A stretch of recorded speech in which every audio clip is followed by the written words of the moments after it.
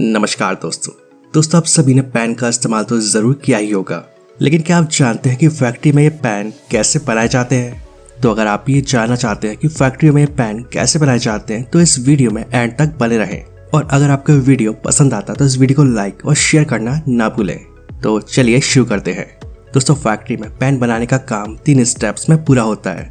सबसे पहली स्टेप में पेन की आउटर बॉडी बनाई जाती है और इसकी आउटर बॉडी को बनाने के लिए रॉ मटेरियल में पॉलीप्रोपिलीन कोपॉलीमर का इस्तेमाल किया जाता है और इसे पीपीसी भी कहा जाता है। और ये वजन में काफी हल्का प्लास्टिक ग्रेन्युल्स होता है।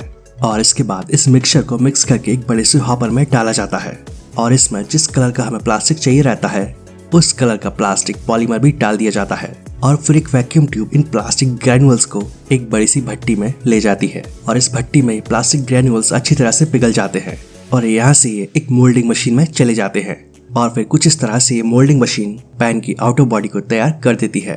और फिर सेम इसी प्रोसेस के जरिए पेन का कैप और उसकी जो रिफिल होती है उसे भी तैयार कर लिया जाता है। तो अब हमारे सामने पेन की आउटर बॉडी बनकर तैयार है। और इसके बाद अगली स्टेप है पेन के इनर पार्ट बनाए जाते हैं और यहाँ पर पेन की स्याही यानी कि इंक को तैयार किया जाता है। और पेन की स्याही को बनाने के लिए नेचुरल वैक्स और वार्निश जो कि शहद जैसा गाढ़ा पदार्थ होता है और कोबाल्ट को एक साथ एक बड़े मिक्सचर में डाल दिया जाता है और फिर इसे अच्छी तरह से मिक्स किया जाता है। और यहाँ हमें जिस कलर का स्याही चाहिए होता है जैसे कि रेड या ब्लू, इसमें उस कलर का पिगमेंट डालकर मिक्स कर दिया जाता है। तो कुछ इस तरह से पेन की इंक भी तैयार कर ली जाती है।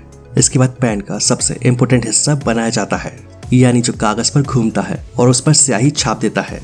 मतलब अब इन चमकीले टाइनी मेटल बॉल्स को बनाया जाता है और इसके लिए स्टील के पतले पतले वायर को बॉल हैंडिंग मशीन में डाला जाता है और ये मशीन कुछ इस तरह से तार को काट कर बॉल का शेप दे देती है।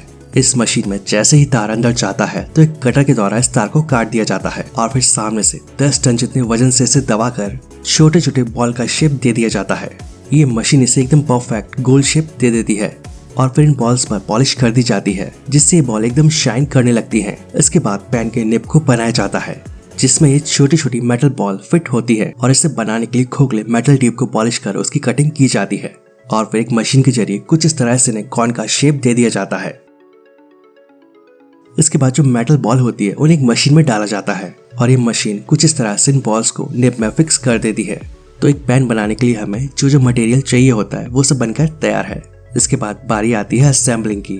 यहाँ सबसे पहले एक इंक इंजेक्टिंग मशीन इन रिफिल्स में इंक को भर देती है। इन रिफिल्स में इंक भर जाने के बाद इन रिफिल्स की टिप में निब को अटैच कर दिया जाता है।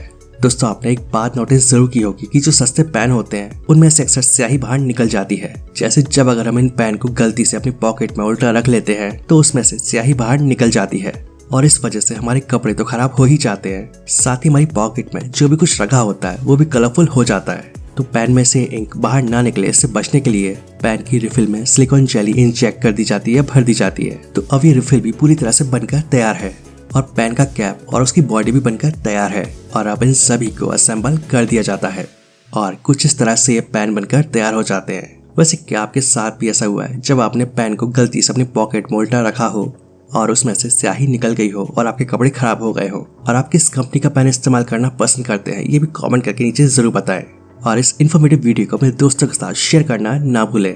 तो आज के लिए बस इतना ही, मिलते हैं अगले वीडियो में। जय हिंद, जय भारत, वंदे मातरम।